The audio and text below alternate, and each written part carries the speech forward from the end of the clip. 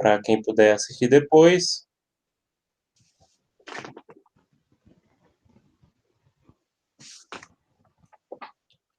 Certo. Boa tarde, Rickson. Boa tarde a todos e todas que nos acompanham nesse momento.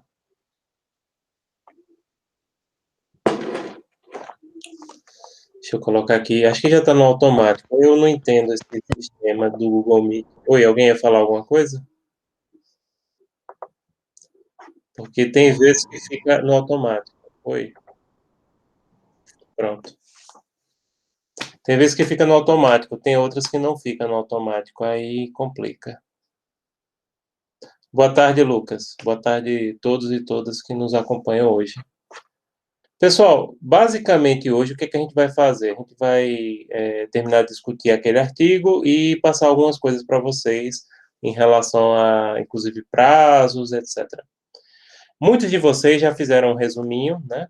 Pronto, nesse mês de maio, basicamente é para a gente fazer resumos e artigos para enviar para eventos. Inclusive, eu agradeço que muitos aqui prestigiaram o nosso Congresso de Direito, né? Então, muito obrigado para quem conseguiu enviar o seu resumo, o seu artigo, né, para o Congresso. Esse Congresso, como vocês sabem, a gente está organizando com o maior carinho, com o maior cuidado, colocou um preço muito acessível para facilitar, boa tarde, Yuri, para facilitar o acesso a vocês, né, que a gente sabe que a situação está difícil para todo mundo. Então, muito obrigado para quem participou. Aí, no mês de... Boa tarde, Marcos. No mês de maio, basicamente é isso que a gente vai fazer, trabalhos. E aí eu vou ficar disponível para vocês para discutir os resumos, para discutir as ideias, os projetos, os artigos, né? Hoje é o último dia que a gente vai discutir assunto, assim, né? É o último assunto que a gente vai discutir. O resto a gente vai ficar só fazendo trabalho e aí vocês vão me entregar os trabalhos... Pronto, tem gente que já fez, né? Pelo menos é um resumo, pelo menos. Eu vou pedir para que vocês entreguem, pode ser até o dia 1º de junho, tá? Para enviar, eu vou colocar lá no Google Classroom para vocês enviarem os resumos. Quem já fez ou quer fazer outro, só coloca lá o arquivo com o resumo ou com o artigo. Pronto, já cumpriu. Quem faltou alguma coisa, pode entregar uma resenha, um resumo simples de 2 ou 3 páginas do texto que perdeu. Tá entregando até essa data, porque aí a gente tem que fazer o relatório para o LAPRE, né? Do que fez, do que não fez. Então, é isso. O prazo para a entrega dos trabalhos fica sendo até o dia 1º de junho, seja para quem faltou algum dia para compensar, aí entrega lá no Google Classroom, tá? Então, entrega. Pode ser atividade individual, dupla ou trio. E quem, por exemplo, já mandou, eu já mandei o resumo para o congresso aqui da ACES. Pode ser o mesmo? Pode, mas coloquem lá, porque aí a gente deixa registrado para o LAPRE, porque o LAPRE faz o inventário da nossa produção, porque o objetivo desse grupo aqui é produzir, né, que a gente já falou desde o início. Não é só estudar o assunto, mas produzir, pesquisar, é esse o intuito. Pessoal, eu não sei se vocês estão sabendo, tem um evento muito bom que está com inscrições abertas, que é o Congresso Internacional de Direitos Humanos de Coimbra, né, que é organizado pela Universidade de Coimbra, mais algumas instituições aqui brasileiras. É um congresso muito bom, é um congresso que, basicamente, todos os temas que a gente está discutindo aqui se enquadram, e vai ser online. Vai ser online. As inscrições, eu vou colocar aqui o edital, porque aí vocês podem depois dar uma olhadinha. Vai ser o 6º Congresso Internacional de Direitos Humanos de Coimbra, vai ser entre os dias 12 a 14 de outubro de 2021, e as inscrições já começaram, né? Basicamente, vocês podem ir lá depois, são muitas áreas, deixa eu olhar quantas áreas tem, que seria o GT, existe mais de 100. Mais de 100. Tem para tudo que vocês imaginarem nessa área de direitos humanos, etc. Então, basicamente, todos os temas que vocês estão pesquisando podem ser mandados para lá. Deixa eu olhar até que data vai. para mandar, pode mandar manda o resuminho, né? Aqui tem o resumo, não é muito diferente, que nem vocês podem ver no edital. Vou colocar o edital aqui no chat, para quem quiser. Mas é um dos eventos. Pronto, agora no meio do ano, pessoal, que vai caminhando para o meio do ano, começa a aparecer evento, entendeu? Esse evento aqui, a vantagem é que vai ser online. Ele vai ser híbrido, na verdade, né? Mas eu recomendo que vocês optem pela modalidade online, porque ninguém sabe não. Pode ser que venha aí uma terceira onda, vocês estão vendo como é que tá as restrições para brasileiros serem admitidos fora do país, vocês veem que o ritmo de vacinação aqui tá um pouco lento, né? E ninguém sabe, por exemplo, se vocês que têm 20 e poucos anos, se daqui para outubro vocês vão chegar. Eu é que já estou chegando perto, né? Graças a Deus. Já estou chegando perto da data da vacinação, que é a vantagem de ter mais idade. Mas vocês que estão na casa aí nos 20 anos e não têm comorbidade, ninguém sabe. E vocês têm noção de que logo, logo, só vai poder viajar quem tiver vacina, né? Não vai ser mais nem a questão do exame, vai ser a questão da vacina mesmo. Né? Vão exigir, tenho certeza absoluta disso aí, que vão exigir a vacina logo, logo. Então, eu recomendo que, aí, inclusive, lá tem falando, né, que você pode optar pela modalidade presencial ou online. Eu recomendo, optem pela online, porque ninguém sabe. Ninguém sabe. Além de que os custos de viagem aérea e etc., pela cotação que está tendo dólar, passagem até que não está tão cara, mas as cotações, isso ninguém sabe. Então, recomendo optar pela modalidade online. O evento é sério, já teve alunos nossos que participaram, colegas, eu nunca fui para isso, né? Já fui para eventos em Portugal. Mas para isso eu não fui, não. Mas é um evento muito bom, viu? Muito sério. Vários colegas e alunos já mandaram para esse evento aí. Então, recomendo, viu? Boa tarde, Laura. E aí, pessoal, deixa eu olhar aqui as datas, mas aí depois eu vou postar isso aqui no Google Classroom. Deixa eu conferir só as datas. Datas. 28 de abril a 21 de junho.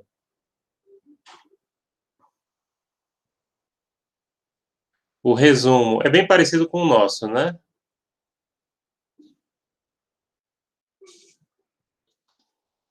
Tamanho 4, margem superior e esquerda 3 centímetros, inferior e direita 2 centímetros. O texto deve ser escrito em um único parágrafo, mínimo de 300 e máximo de 500 palavras. Utilizando a fonte Garamond, a gente usa mais Times ou Arial, né? Tamanho 12, alinhado e justificado.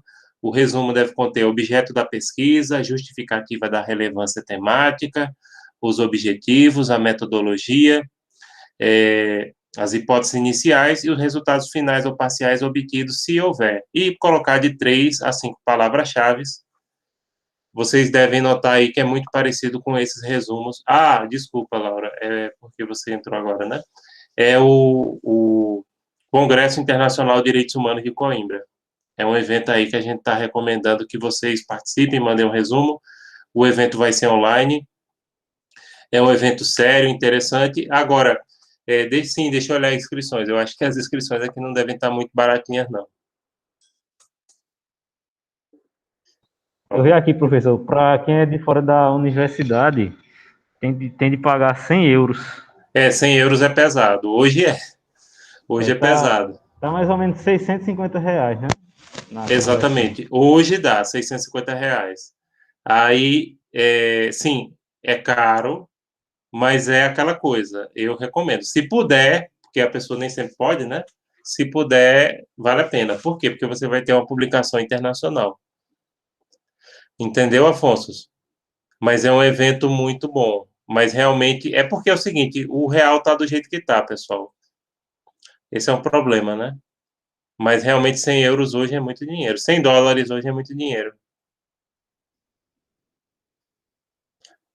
Mas é um bom evento e eu recomendo, tá? Vou colocar depois para vocês. Ah, tem outro evento também, mas aí esse aqui tem que olhar, que eu acho que se vocês mandarem, só pode ser mandar me colocando como coautor, que é o da Ampox. Inclusive o da Ampox, não sei se vocês já ouviram falar. O da Ampox, ele está aberto também. Eu estou até pensando em mandar também para a Ampox. vai ser online, em outubro também. Os valores são melhores e também, no caso da Ampox, agora o que eu estou na dúvida é se vocês que são graduandos, vocês podem mandar, eu acho que vocês podem mandar desde que eu seja coautor ou orientador responsável.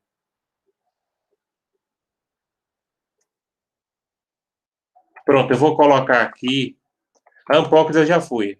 A Ampox é um dos melhores eventos de ciências humanas do Brasil. Ela é mais aberta, entendeu? Se algum de vocês forem mandar trabalho para a Ampox, pronto, tá aí o edital da Ampox. Dá uma olhadinha lá, que ainda está aberto o edital deles. Outra coisa, se o trabalho for na Ampox, pessoal, eles são muito criteriosos para selecionar trabalhos, sabe? Se um trabalho for admitido na Ampox, viu, é muita coisa, assim, porque eles rejeitam, porque eles têm um número específico de pessoas. Eles não têm o menor interesse em ter muita gente, não. Aí, por isso que a pessoa, aprovei um resumo na Ampox, um resumo expandido. Geralmente eles pedem mais resumo expandido ou artigo, né? É muito importante. Não, mesa redonda não. Deixa eu olhar aqui o GT, se pode graduando. MR é mesa redonda, se você estiver olhando aí na Ampox. E SPG é seminário de pesquisa pós-graduada, que aí é para os alunos que estão fazendo pós-graduação, stricto sensu, tal. Deixa eu dar uma olhada aqui.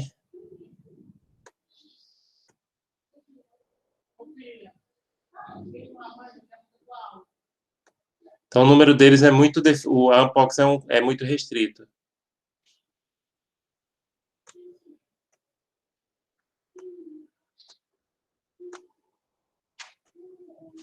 E o pagamento da taxa da Ampox, ela varia de acordo com a região, de acordo com... Agora, é isso que eu não estou achando aqui, se permite graduandos.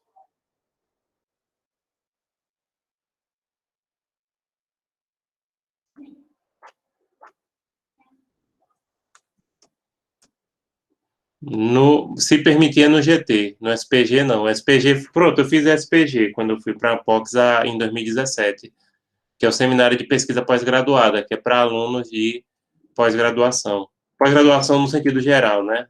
Na época eu estava fazendo doutorado.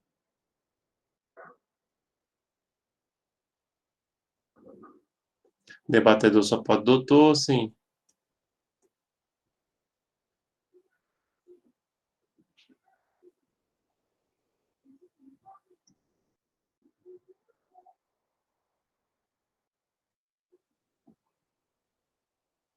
Certo, perfeito, orientação.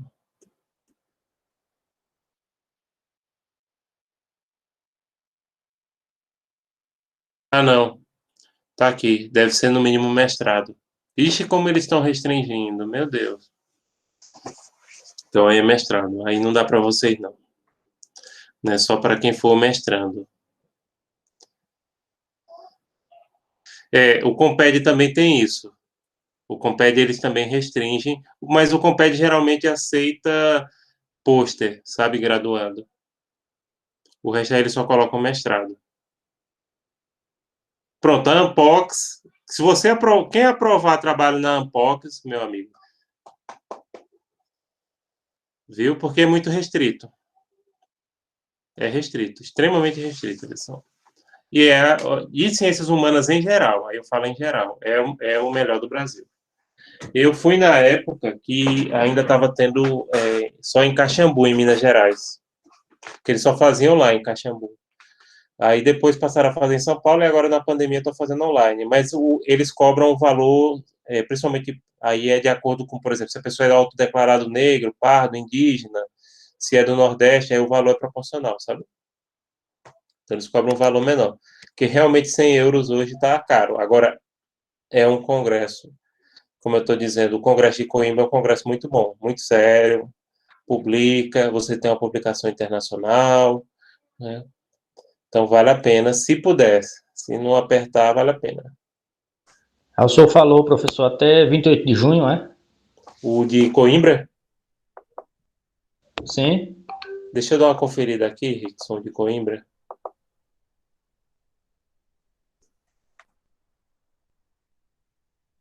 Coimbra. 21 de junho. 21 de junho. Vai abrir o dia 28, né? E as inscrições para mandar os resumos vai até dia 21.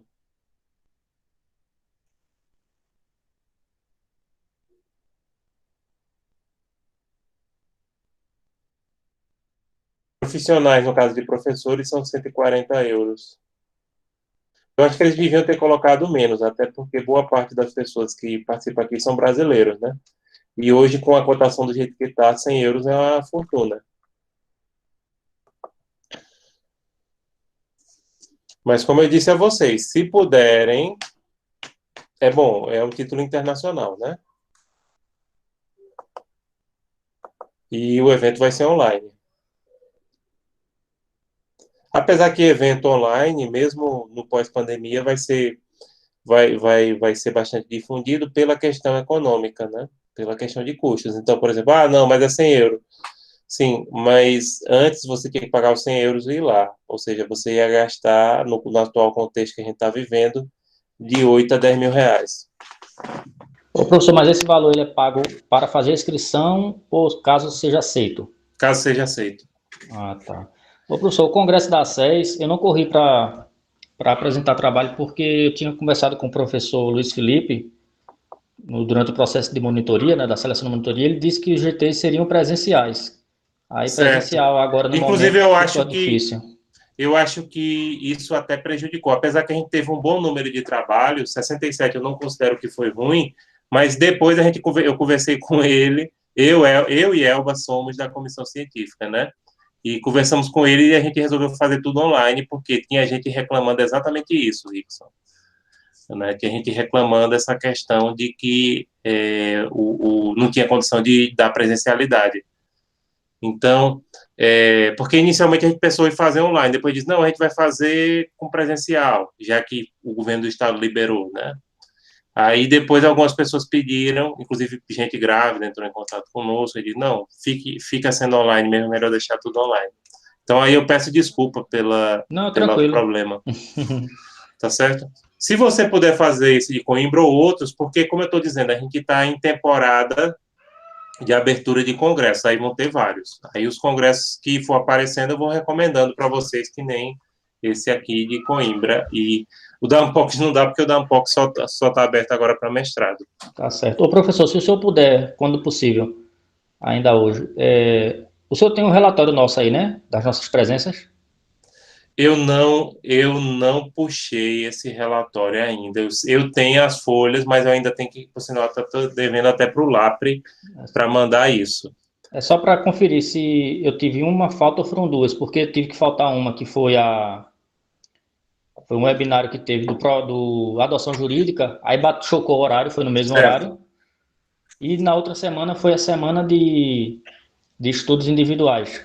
Aí eu fiquei com essa dúvida, se foram duas ou se foram Não, só a uma. semana de estudos individuais, se for a minha mesma, é a mesma das turmas de graduação, porque os professores estão definindo a mesma semana, porque é a semana que você não tem atividade, e aí você programa devido àquela questão de redução de carga horária, devido à pandemia, etc. Tá, ok. Então, nessa semana não tem atividade minha, o máximo que eu participo é de alguma reunião que tiver do NDE, da coordenação, mas eu não participo não. E eu deixo a mesma semana das aulas, é a mesma semana de estudo dirigido, aí não tem atividade aqui, entendeu? Então, você faltou uma. Aí, para quem faltou alguma atividade, pode entregar até o dia 1º de junho, um resumo simples ou uma resenha, como quiser, de 2 a 3 páginas, a gente vai colocar depois lá no Google Classroom para compensar as faltas, mas eu ainda não puxei o relatório, assim, eu tenho até que fazer, que eu estou muito ocupado esses dias com esse negócio de congresso, inclusive estou preparando esse final de semana as cartas de aceite. A princípio, todo mundo está com os trabalhos aprovados, pelo menos os que eu corrigi, e até gostei disso porque a gente, por exemplo, no congresso passado a gente teve mais 100 trabalhos, mas tinha trabalhos que não estavam com a qualidade tão boa. Agora, todos os trabalhos de boa qualidade, com temáticas bem pertinentes e bem dentro da proposta do evento, né? Eu já estou corrigindo, vou fazer as cartas de aceite agora. Inclusive, quando eu terminar aqui com vocês, eu já vou fazer as cartas para enviar, né? E uma parte dos trabalhos eu corrigi, outra parte a professora Elba corrigiu, mas os que eu corrigi, gostei muito. Vou até perguntar a Elba se ela também gostou dos trabalhos que ela estava corrigindo, né? Tem algumas alterações ou outras nos trabalhos, que sempre tem, mas aí a gente vai mandar depois que terminar a apresentação, né? Para que seja publicado com a devida correção. Tá certo, gente? Sim, pessoal. Então, vamos hoje, depois de dar esses recados, vamos aí perguntar o que é que vocês têm a falar sobre, se vocês leram aquele texto que a gente deixou, sobre o artigo que eu fiz com o meu orientando Lucas Wesley, que inclusive foi publicado em Portugal, né, na revista da Universidade Nova da Faculdade de Lisboa, que não é a de Coimbra, viu? Essa Universidade Nova de Lisboa, apesar do nome Nova, eu acho que ela tem mais de 50 anos. Acho não, ela tem mais de 50 anos, né? É porque Coimbra, por exemplo, é da Idade Média, então a universidade que tem há 50 anos, no contexto de Portugal, é nova.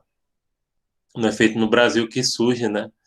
Cada dia surgem novas entidades aí, mas lá na Europa você tem a Universidade de Coimbra que tem 800 anos, então você tem a Universidade Nova de Lisboa. Assim, quanto tempo tem? Tem 50, 60 anos, então é nova, para o nosso padrão. Aí aquele artigo foi publicado, né, numa revista muito boa, Qualis, inclusive, ele mandou. Eu revisei, porque ele não poderia publicar só, que é aquilo que eu falo. Eu peço que os alunos coloquem meu nome quando a própria revista exige, né? Se a própria revista exige, aí coloca o nome, né? Se não exigir, tranquilo, eu não exijo que o aluno me coloque como coautor, né? Então, pessoal, é um trabalho bem interessante, é um trabalho de levantamento e realmente de análise de jurisprudência, que tem gente que pensa que análise de jurisprudência é colacionar jurisprudência no artigo, né? Citar. Não. No caso, análise de jurisprudência, o que é que ele fez? Ele analisou todas as decisões dentro daquelas temáticas que foram delimitadas para o artigo, que era a violência através do poder de polícia do Estado. E aí ele pesquisou todas as decisões, ele delimitou e fez uma análise que ficou realmente interessantíssima, né? Vendo quais os tipos de violações aos direitos humanos era mais comum no âmbito do continente e vendo também, inclusive, a questão dos países que têm esse maior tipo de incidência. Um destaque é que se chegou à conclusão de que existe um pequeno volume de causas aqui no Brasil devido à própria falta de conhecimento das pessoas sobre o funcionamento da Corte e, aliás, do sistema interamericano como um todo de proteção aos direitos humanos, né? Concordo, mas, por outro lado, eu acrescento também que o próprio sistema interamericano de proteção aos direitos humanos não é feito para funcionar com a grande demanda de trabalhos, tá? Ele, e eu já falei isso aqui, ele funciona com a pequena quantidade de demandas, porque ele não tem estrutura para admitir uma grande quantidade. Mas, dentro da sua proposta, ele consegue desempenhar um papel relevante porque as decisões do Sistema Interamericano de Direitos Humanos acabam tendo uma repercussão grande, né? Boa tarde, Silmério. Boa tarde. Então, pessoal, o Sistema Interamericano de Direitos Humanos, ele é um sistema que parece que ele é mais feito para funcionar com qualidade do que com quantidade. Então, basta vocês verem ali, foram analisadas todos os casos que envolviam aquelas violações aos direitos humanos que foram apurados, né? Como vocês viram, eu destaco aí a questão desaparecimento forçado de pessoas, que é corriqueiro aqui no continente, né? Infelizmente, é corriqueiro aqui do continente e tem ocorrido bastante e que começou como uma prática das ditaduras. Hoje em dia você tem traficantes e esse tipo de delito é extremamente recorrente aqui no Brasil e no México. Então, deixa eu abrir aqui.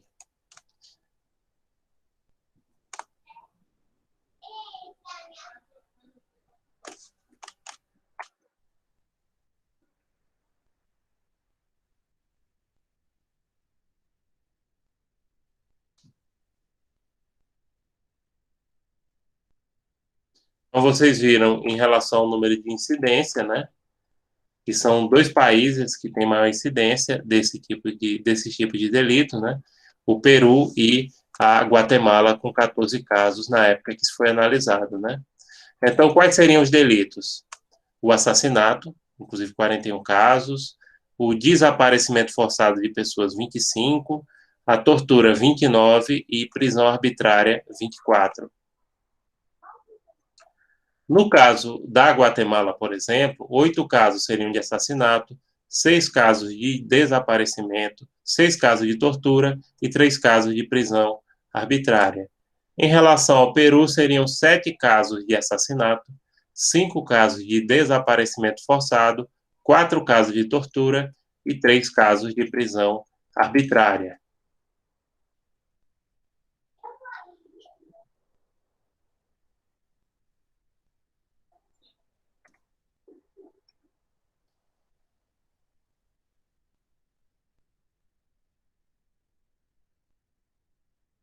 Então, pessoal, vocês podem ver nessa pesquisa que a análise de jurisprudência ela foi feita se delimitando o assunto, para se pesquisar, no caso, as violações de direitos humanos decorrentes do poder de polícia, foi identificado que tipo de violação seria essa, que seria uma prisão arbitrária. Prisão arbitrária é prisão sem a devida autorização legal, né? A tortura, o desaparecimento forçado e o assassinato. E aí notem que foram analisadas 184 decisões e julgamentos, da Corte Interamericana de Direitos Humanos, do quais 81 abrangiam a temática estudada. Chama a atenção que o Brasil, naquele tempo, né, hoje em dia já aumentou, só tinha um caso em relação a esse tipo de delitos. Aumentou, viu? Sim, Ítalo, é uma questão, e essa questão, o Ítalo está falando aqui, a Flávia Piovesan fala a respeito do sistema europeu, de como ele foi vítima do próprio sucesso e acabou recebendo muitas demandas. Sim, sem dúvida, mas a capacidade do sistema demanda também, de receber demandas, ela tem a ver com duas coisas, tem a ver com recursos que você tem aplicado no sistema, e tem a ver com a própria decisão de você criar um sistema que vai ter mais capacidade de receber, isso é uma escolha política, ou que vai ter mais capacidade de criar decisões que são que sejam, né, de paradigmáticas do que realmente apostar na questão do volume, né? No sistema interamericano, como os recursos são limitados, então eles optaram por um sistema que tivesse capacidade de gerar mais decisões paradigmáticas.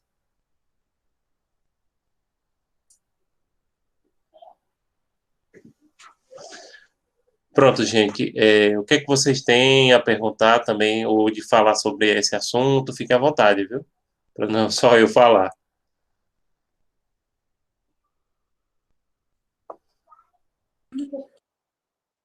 Oi, pode falar. Alguém aqui abriu.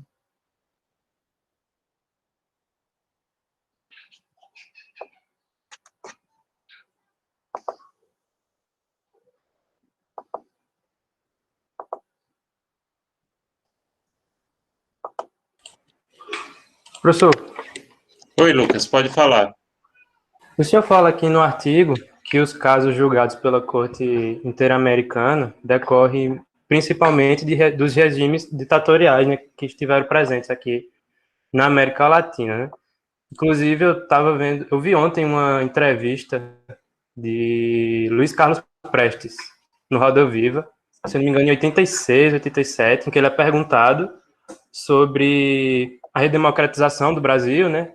E perguntam para ele o que é que ele de fato vê de mudança no Brasil. E ele acaba dizendo que não vê mudança alguma, mudança substancial, né? Exatamente pelo fato de que os ditadores, os torturadores e os criminosos militares, né, que eram respaldados pela ditadura militar, não estavam praticamente impunes, né? Passaram a redemocratização praticamente impunes. E eu vi hoje uma notícia no El País que fala que 100 crianças já foram baleadas no Rio de Janeiro nos últimos 5 anos. Aí eu queria muito que o senhor comentasse, ou falasse sobre, se tem alguma relação dessa violência policial ocorrida aqui no Brasil, principalmente nas favelas, tem alguma relação com essa impunidade que os militares obtiveram na redemocratização. Perfeito, Lucas. Obrigado pela pergunta. Veja só, tem total relação o problema de violência da polícia em relação a a ditadura, né? Isso aí a gente, inclusive, discutia bastante no grupo sobre justiça de transição, mas é um tema pertinente ao nosso grupo aqui, até porque o Brasil já foi condenado por isso internacionalmente. Então, o que que a gente entende nesse sentido? Inclusive, eu tenho artigos sobre isso, eu tenho artigos que abordam essa questão, vou até colocar aqui os dois últimos, né, que eu fiz sobre esse tema, reflexões sobre a segurança pública no Brasil, que eu publiquei na Universidade Estadual do Rio de Janeiro, ano passado. E aí, o que é que a gente conclui? É que, no Brasil, o aparato policial e o aparato militar em geral ainda segue muito a lógica da ditadura militar, tá? Eles ainda têm a perspectiva no autoritarismo, ainda existe a noção de que você só pode ter segurança pública através do combate ao crime direto, não do controle, porque percebam, o crime, pessoal, ele é um fato social, tá? O crime é inerente à sociedade. O que você pode fazer é controlar o crime e estabelecer parâmetros que sejam aceitáveis de criminalidade, mas sempre vai existir o crime, e aí é uma questão filosófica e religiosa, porque o ser humano é imperfeito por sua própria natureza, né? Então, o crime existe. Agora, a estratégia de você lidar com o crime de forma o mais violenta possível, isso tem origem no período autoritário e porque não foram realizadas reformas necessárias no aparato policial e no aparato militar no Brasil, enquanto o processo de transição. Por exemplo, a justiça de transição no Brasil, ela caminhou muito em algumas áreas, isso em termos do eixo de reformas institucionais. Por exemplo, houve mudança na Constituição de 88, houve mudança no Poder Judiciário, houve mudança no Ministério Público, mas no aparato policial militar não houve mudança e eles continuam atuando de forma que o regime militar, inclusive com garantias muito próximas àquelas que haviam no regime militar. Eu vou deixar aqui no chat, tem esse artigo nosso, que a gente publicou agora. Tem outro artigo também que eu vou ver se eu acho também que eu publiquei em 2000. Pronto, achei. Justiça de Transição e Violência Policial no Brasil.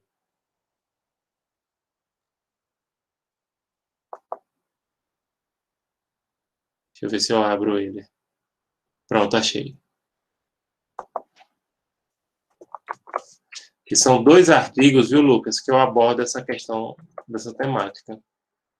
A violência, aliás, não só no Brasil, mas a violência policial na América Latina, ela decorre exatamente do fato dessas políticas autoritárias que persistem durante a democracia. Como o Brasil fez um processo de transição de baixo nível, ainda é extremamente persistente políticas públicas autoritárias na condição da segurança pública.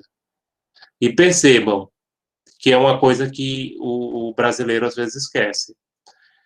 Países que têm... Ô, professor. Oi, pode perguntar.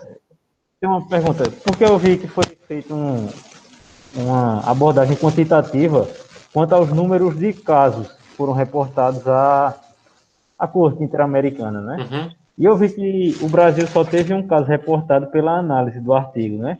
Sim. Pelo fato de só ter sido um caso, demonstra que, e a gente sabe, né, no noticiário, que houve muitas violações. Mas esse número simbólico de apenas um caso é reflexo de uma justiça de transição falha no Brasil, e em outros países, como, por exemplo, a Guatemala e o Peru, que tiveram muitos casos reportados, demonstraria uma eficiência nessa justiça de transição? Não, Afonso, nesse caso, pelo número de demandas, não. Isso significa o número de demandas baixo, pronto, vou ser bem sincero, o número de demandas baixo do caso do Brasil em relação a Guatemala e o Peru, nesse caso não tem a ver com a justiça de transição. Nesse caso tem a ver com a falta de conhecimento das vítimas e até dos advogados delas, que tem como levar esse tipo de violação aos direitos humanos para ser discutido numa instância internacional, entendeu? Não só advogado, até porque você não precisa ser advogado, você pode ser profissional de relações internacionais e trabalhar numa ONG que leve essa demanda. Então, o problema aí não é a justa transição, até porque o Peru e a Guatemala não são melhores do que o Brasil em termos de justiça de transição, não. Quem a gente tem em justiça de transição de referência aqui na América Latina, vocês sabem, a Argentina, o Chile e até uma certa medida o Uruguai. Mas é por isso, é pela simples falta do conhecimento. Simples falta de conhecimento. Ítalo, eu considero, inclusive eu falo essa questão de que a polícia brasileira, ela morre e mata, ela é vítima e é algoz ao mesmo tempo. Porque, e inclusive tem policial que acha que essa é a melhor estratégia, ele está colocando o dele na reta, literalmente, e ele não entende que ele está sendo vítima de uma política pública que é inadequada para os nossos tempos. Nesse artigo que eu coloquei no último, né, link, aliás, vocês podem abrir os dois, eu falo nessa questão dessa mentalidade autoritária que a polícia brasileira é uma das que mais mata no mundo, mas também é uma das que mais morre. A gente tem que construir uma política pública de segurança cidadã, não de segurança pública baseada nessa guerra contra o crime, porque isso só gera vítimas dos dois lados. Porque, como dizia aquela música, também morre quem atira, né? Então, tem que ser uma política inteligente. Outra coisa, é feita aquela história do combate à seca, né? A seca é inerente à natureza, do mesmo jeito que o crime é inerente ao ser humano. O que você pode fazer é controlar o crime, mas acabar não. O crime só vai acabar no dia que os seres humanos forem perfeitos. Então, você tem como controlar? Tem. Os países que têm melhores taxas de criminalidade mesmo no mundo são aqueles que têm a polícia mais violenta? Não. São países, geralmente, que têm uma educação de melhor qualidade, que têm menos desigualdade social. Isso é uma coisa, pessoal, que é óbvia, mas que hoje em dia é muito questionada, né? Países que têm baixa criminalidade, geralmente são países que têm bons indicadores sociais, seja de saúde, seja de educação, principalmente educação, né?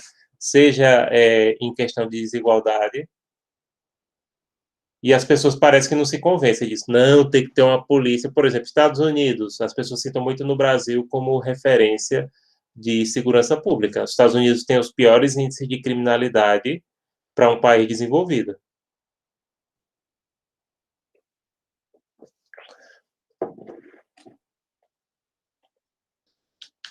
Outra coisa, esse negócio também de pessoas andarem armadas, isso é besteira.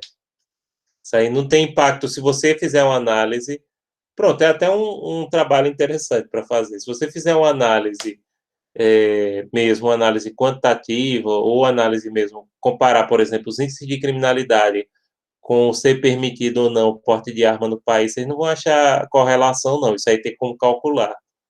Dá até um trabalho bem interessante, né? Você tem como calcular isso aí matematicamente. Não dá, não. De antemão, já digo a vocês, não dá, não. Ah, não, mas é os países que permitem que o cidadão ande armado são os que têm menos violência. Não. A correlação pesada é com o IDH, é com esse desenvolvimento humano, né? Ou seja, melhores indicadores sociais levam a menores taxas de criminalidade. Seja porque as pessoas têm melhor educação, têm menos desigualdade social, têm menos tensão, né?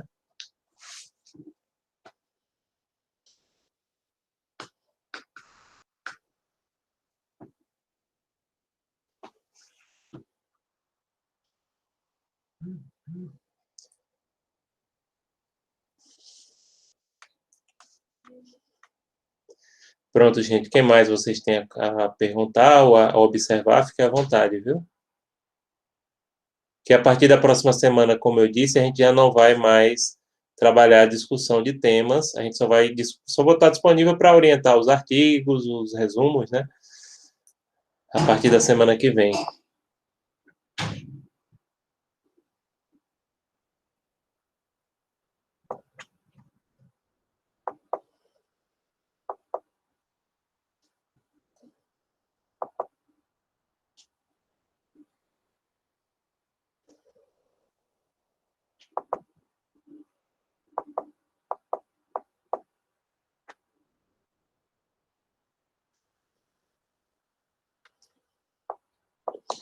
Sobre dados de violência do Brasil, pessoal, vale a pena vocês pesquisarem o site do Mapa da Violência.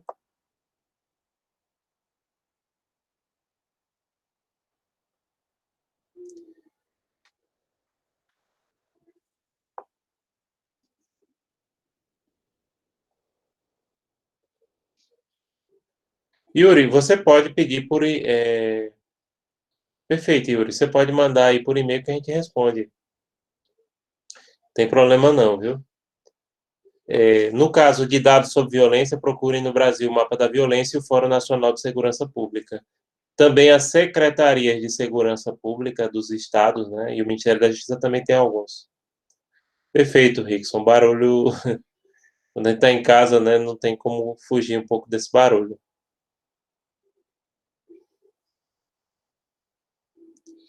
Pronto, eu vou colocar aqui. Mapa da violência. Deixa eu olhar. Mapa da violência.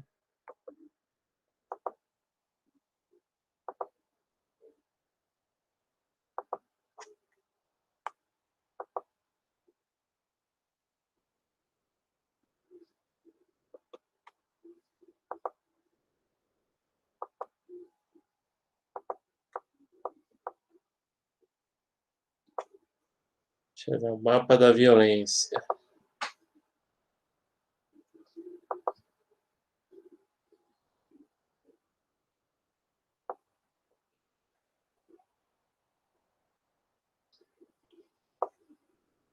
E o Fórum Nacional de Segurança Pública.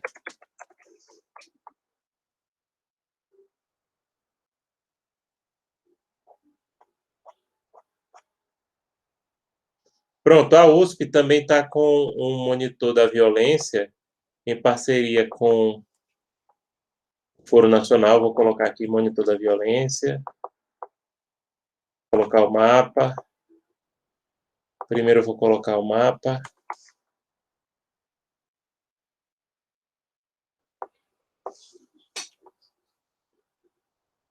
Colocar no chat.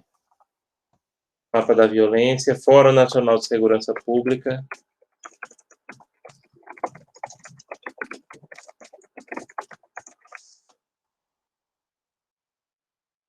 O Fórum Brasileiro de Segurança Pública. Também tem dados bem interessantes. Pronto. E o monitor da violência.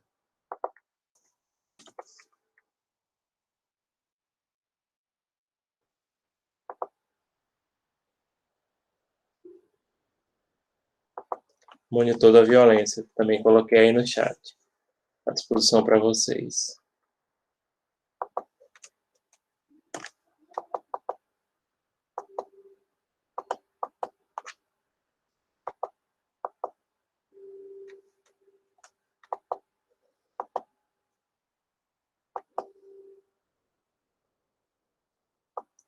Então, tem aqui disponível.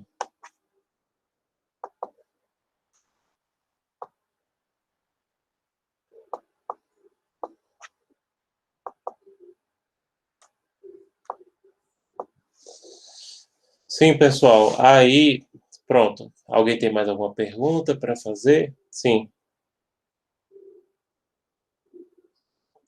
Rickson, no caso, não, porque Rickson está perguntando aqui se a política de tolerância zero empregada em Nova York na década de 1990, inclusive funcionou, viu? Assim, para o que era, funcionou. Melhorou bastante. Aí eu não vou dizer que não melhorou, não. Não chegou a ser discutido na Corte Interamericana porque os Estados Unidos não fazem parte da Corte Interamericana. Eles nunca ratificaram o tratado do Pacto Social da Costa Rica em relação à cláusula de jurisdição. No caso de Nova York, elas conseguiram reduzir, mas também não teve só o aspecto repressivo, não, viu? Eles também trabalharam o aspecto repressivo, eles também fizeram trabalho social, viu? Não fiquem pensando, muitas vezes no Brasil as pessoas falam que o programa de tolerância zero era só de violência. Não. Que era inclusive uma proposta parecida com o que o Pacto pela Vida, e eu conheço o professor que foi um dos elaboradores do Pacto pela Vida, o professor Raton, ele tinha pensado, que é o seguinte: você aliar políticas de repressão com políticas sociais, entendeu? Então, o Tolerância Zero em Nova York teve isso. Porque perceba, o que no Brasil muitas vezes o que a gente está criticando é só ter a repressão. Porque realmente, se você tem uma situação de superviolência, você vai ter que agir com a repressão durante um determinado período para debelar. Só que, para poder manter, você vai ter que ter as políticas sociais que devem vir em conjunto também. Então, o Tolerância Zero em Nova York, ele conseguiu melhorar bastante. E nos anos 70 e anos 80, Nova York era uma cidade extremamente perigosa, porque misturou políticas de repressão, mas também adotou políticas sociais em paralelo. Eu fiz intercâmbio em Nova York, né, já falei disso. Pronto, até lembrei aqui de um caso que eu não sei se eu já falei, ou se algum de vocês já escutaram eu falando, que lá na escola de intercâmbio tinha uma mocinha da Suíça, né? Era amiga até de umas cariocas que eu conhecia e tal.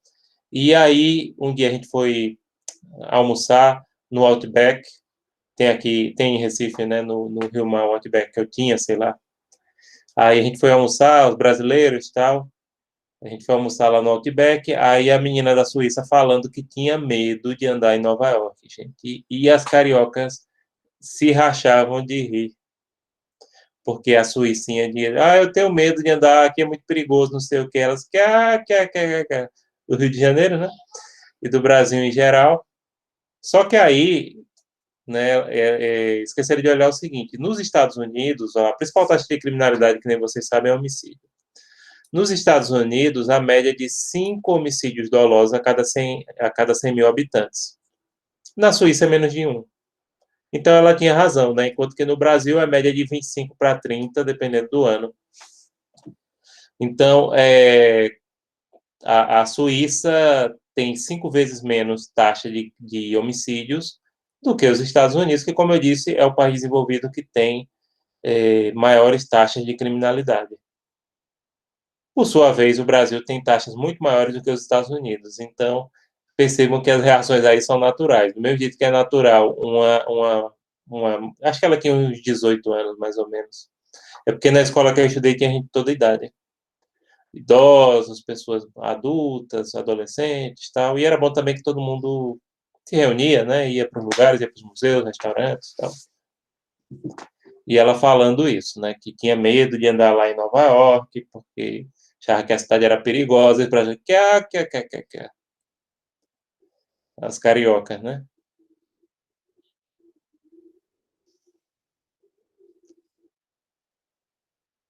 E eu achava as cariocas muito inteligentes porque é o seguinte, elas sempre traziam estrangeiros para, por exemplo, marcavam almoço, tal.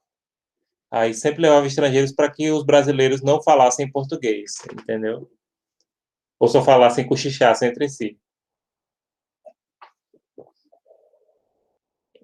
Porque se você está fazendo intercâmbio e você só anda com brasileiro, você começa a beber e de repente, eita, esqueci. Aí você combina, eita, vamos ficar falando inglês, bora.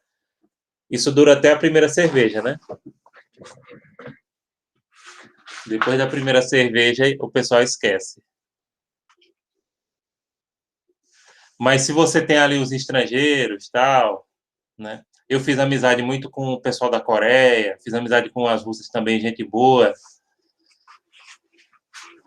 Então você marca, vamos para o museu, chama aí, chama lá a coreana, chama lá a Suíça, né? Chama aquele colega ali do Marrocos para ir. A gente não só andava com gente europeu, não, pelo amor de Deus, né? Gostava muito dos coreanos, tinha um colega do Marrocos que era meio malandro, mas é de boa. Até o pessoal dizia, que ele chegava e dizia, olha, o pessoal diz que eu pareço com um brasileiro. Eu digo, com a cara e a malandragem parece. Se fosse no Brasil e ficasse calado, o pessoal pensava que você era brasileiro.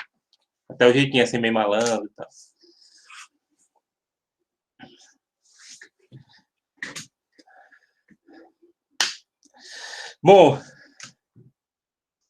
Bom, pessoal, o que mais nós temos? Observações, perguntas? Aí vocês entenderam, né? Até o dia 1º de junho, para vocês encaminharem os resumos, e quem faltou alguma aula, tal, pode encaminhar um resumo simples, ou uma resenha, assim, 2 ou 3 páginas, dos textos que perderam a discussão, para questão de frequência, para eu colocar a frequência do LAPRE, entendeu? Ô, professor. Oi, pode falar. Desculpe interromper o senhor. Professor, depois, se possível, tipo, é uma opinião. Se, por exemplo, era possível o senhor entrar em contato com alguém da Corte Interamericana aqui na região sei lá, do Brasil mesmo, para ver se a gente conseguia algum tipo de reunião, para a gente analisar mais como se dá o procedimento. E também se o senhor poderia preparar algum material para passar para a gente. Questão de admissibilidade. Sei. Para a gente, tipo, começar a analisar, assim. Eu acho que seria legal. Era uma ideia que eu estava tendo, assim, que eu queria passar para o senhor esses dias. O contato, Yuri, eu acho mais difícil você conseguir, porque né, eu não sei se eles estão disponíveis para tanto, né? Era bom se alguém tivesse esse contato já. Para eu conseguir do zero, eu não tenho. Agora, a aula sobre admissibilidade tem como a gente fazer um encontro só falando da admissibilidade na Comissão Interamericana. Inclusive, não sei se você sabe, tem um formulário para isso, né, que pode ser preenchido em português. E eu estou entendendo, talvez o que você tá sugerindo é fazer também uma aula, tipo assim, explicando, se você tem uma violação aos direitos humanos, como é que você faz? Quais são os procedimentos que você faz? E aí a gente pode fazer, tranquilo, essa aí. Antes, agora em maio, né? A gente pode combinar um dia de maio para fazer, depois que terminar o congresso, porque daqui para o congresso eu estou muito ocupado. Ítalo, o resumo não é simples, o resumo é naquele modelo que eu deixei. Inclusive, acho que você mandou um resumo, 1 ou 2 resumos para o congresso, eu vi um resumo seu. Aí, pode ser aquele mesmo resumo, ou outro que você queira fazer. Mandou 2, né? Não, eu vi o seu nome. Aí pode ser até o mesmo resumo. Tá? Você que fica à vontade. Basta entregar um. Se quiser entregar mais de um, tranquilo. Aí, Yuri, essa questão de ver o contato, para mim, é complicado. Agora, Vanúcio talvez tenha, porque Vanúcio já trabalhou mas mudou, pessoal. Eita, o pessoal da OEA mudou. Ô, professor, tipo, aqui em Pernambuco, a gente não consegue, através, por exemplo, de algum cônsul ou alguém assim que, tipo... Porque eu não sei como funciona a corte, se ela tem somente uma sede... Não, a comissão. A Comissão Interamericana. É a Comissão Interamericana. Só tem uma sede. Em outro país, que não é aqui no Brasil, ou se tem algum... Costa Rica. Só tem uma sede. É bem complicado, então, né? Fica complicado. É um grupo pequeno, entendeu? Assim, era bom, pronto, Vanúcio foi observador da OEA, e o problema é que o pessoal da OEA mudou. Agora a direção da OEA já está com outro grupo, entendeu? Mas, por exemplo, ele participou como observador nas eleições da Bolívia e do Paraguai. Aí mudou. O grupo é pequeno. É o seguinte, nesse caso é a Comissão Interamericana de Direitos Humanos. Eu vou até depois dar uma visitada no site deles para ver o que é que eles têm lá. Mas eu posso fazer agora a aula de explicar como é que funciona a admissibilidade. É tranquilo, dá para a gente fazer. Agora, o contato, esse aí, como são poucas pessoas, é difícil a gente conseguir que alguém venha falar, entendeu? A não ser quando tenho. Pronto, eu estou conseguindo com o SOI, eu estou conseguindo que dê uma palestra com a gente online, uma representante daqui no em Brasília. Mas perceba que aí a demanda é deles, ou seja, eles é que se abriram para isso, né? Para a gente fazer esse convite. Eu estou até, inclusive, recebi, tem até que dar uma olhada, recebi um e-mail lá da Vitória, que é do escritório daqui no em Brasília, que ela vai fazer a abertura da nossa simulação do SOI. Inclusive, depois eu vou combinar com o Renan do LAPRE para fazer uma abertura, seja o LAPRE ou seja a coordenação de RI, né, falando no dia que for, a gente marcar aqui.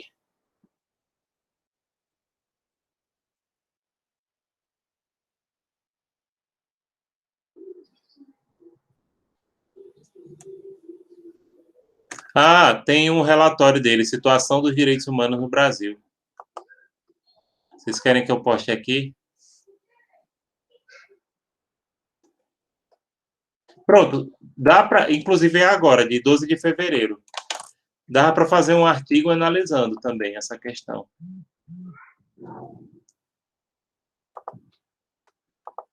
Pronto, gente, dê uma olhada aqui no relatório da Comissão Interamericana sobre o Brasil. Dê uma olhada, eu já sei mais ou menos quais são os destaques.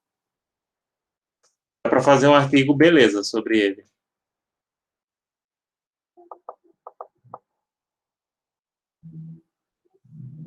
Afrodescendentes, trabalhadores rurais, escravidão, xenofobia, aborda também segurança pública. Gente, tem muita coisa, mais de 200 páginas, viu, o relatório. Dê uma olhadinha, é muito importante.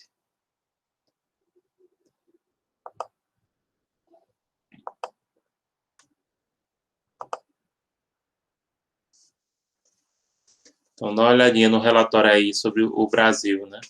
Pronto, acho que eu vou até postar esse relatório lá no Google Classroom de vocês, juntamente com o edital de Coimbra, para quem tiver interesse, tá?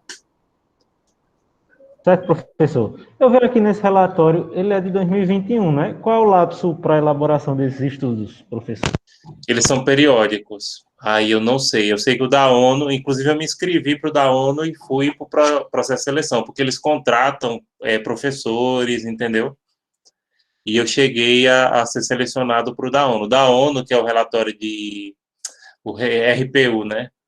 Revisão Periódica Universal, são 3 em 3 anos. Aí eu ia participar, quase, eu dei uma bobeira na entrevista, para dizer a verdade a vocês. Eu bobeei na entrevista. Me dei mal na entrevista, mesmo já sendo uma pessoa já experiente, mas fui selecionado para a entrevista no final do ano passado. Aí, nesse caso, obviamente eu não ia deixar, sério, eu ia ser contratado, entendeu? Para participar, claro, ia receber remuneração, e eu doidinho para pegar a vaga. E deu uma bobeira na entrevista. Eles perguntaram os detalhes, eu sabia, eles perguntaram assim, eles perguntaram em relação a determinados detalhes sobre o último RPU. Aí eu disse, olha, eu sei as áreas em geral, posso dar destaque aqui em relação a povos indígenas, em relação à questão de presídios, mas, assim, o detalhe específico, não. Aí eu dancei, eles queriam que eu desse o detalhe específico. E tinha um amigo meu, inclusive já tinha sido professor na série, né, que já tinha trabalhado com eles, e ele disse, olha, eles vão perguntar para você mais a sua questão da sua disponibilidade de trabalho, né, para elaborar o relatório. Eu digo, não, beleza. Aí eu não fiz a lição de casa, por isso que eu fui fazer uma entrevista. Tentem se preparar o máximo possível, né? Que eu perdi uma bela oportunidade aí. Se agora eu já ficava nervoso por alguma coisa importante, eu vou ficar mais ainda, porque se o senhor deu esse Não, errozinho, mas é imagina a parte, gente, mero isso aí mortal, faz né? parte. Porque o senhor é outro nível. Eu nem fiquei nervoso, a questão foi o seguinte, eles queriam que eu detalhe, como eles não me conheciam, o problema é que esse colega nosso, ele já tinha trabalhado em vários projetos. Só que eles não me conheciam, entendeu? Ainda que eu tivesse colocado ele, o professor Paulo Ricardo aqui, não sei se algum de vocês conhece, ele já saiu da instituição. Ele já tinha trabalhado com o pessoal da ONU, e quem me entrevistou foi o pessoal da ONU em Brasília, né? Aí eu fiz a entrevista online e tudo mais. Inclusive, eles até testaram meu inglês para ver se estava ok. Aí, ok. Aí balançaram a cabeça quando eu respondi. Agora depois que eu fiz aqui, eu digo, eita, não. Eu pensei que eles iam fazer perguntas mais no geral. Era para eu ter anotado aqui os detalhes do último relatório, para ver qual eram os pontos de encaminhamento. Eu sabia no geral dizer, mas não sabia específico. Que era o que eles queriam ver. Então tem que ter cuidado com a entrevista, a gente tem que ir o mais preparado possível. Pronto, pessoal, acho que é só isso, né? Então, vou colocar os prazos lá no Google Classroom, vou colocar esse relatório aqui do Brasil, inclusive a questão da periodicidade, tem que dar uma olhada aqui, porque como eu sei o da ONU, da OEA eu não sei qual é o período, né? Aqui está falando em 18, então. Foi feita a visita ao Brasil, né, de 5 a 12 de novembro.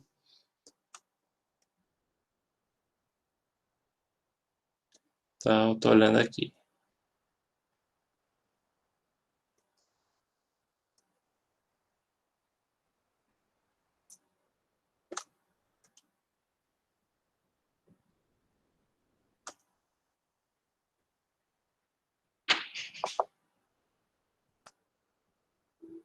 E pronto, gente. Acho que a gente pode encerrar a aula de hoje, a menos que vocês tenham alguma questão. Qualquer coisa, podem mandar para o nosso e-mail também. A gente fica à disposição de vocês, como sempre, tá?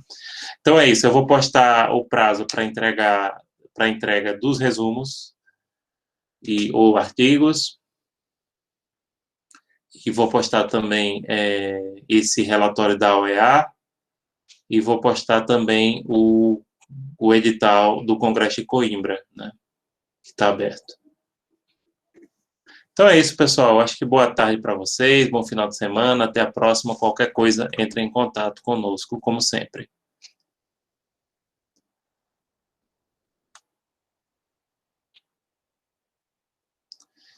Pronto, Rickson, eu vou até deixar aqui aberto para copiar esses links aqui. Eu vou postar os links do encontro de hoje, no geral, viu? Tranquilo.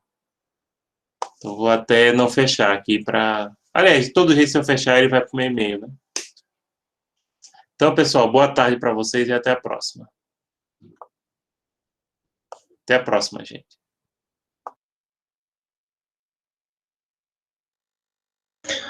O professor, Oi, pode falar. Estou escutando. bem rapidão, professor. Por exemplo, na questão do artigo que eu estou terminando, que é aquela questão do reconhecimento facial, eu estou com Certo. muita dificuldade mesmo, de encontrar os julgados. Eu encontrei uma problemática que se teve na Inglaterra, eu até salvei o link, tem uma decisão lá do tribunal contra o Estado, né? Certo. Mas, assim, eu não estou conseguindo encontrar na corte, que agora foge a memória, que é lá Na Corte da... Europeia. Isso.